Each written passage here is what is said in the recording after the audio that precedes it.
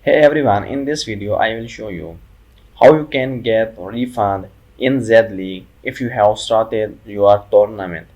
So if you have paid for tournament and now your tournament has been started, then can you get refund? So for that, just open any browser and first of all search for Z League FAQ, frequently asked questions. Just open this first link. When you open the link, now you will get all the FAQs related to your Z League. So what the refund? Just simply click on this refunds option. When you click on this, here you will get the option called what is our refund policy. So you can read this.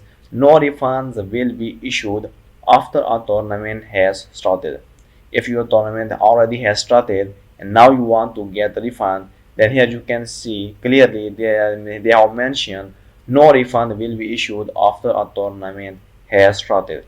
Teams may receive a refund less a payment transaction fee up to 24 hours prior to tournament.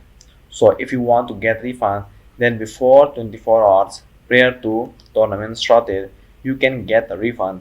But after that, once your tournament has started, then you cannot get your refund. So now the question is, can I get refund? And the answer is no. You cannot get your refund if you have already started your tournament in Z League.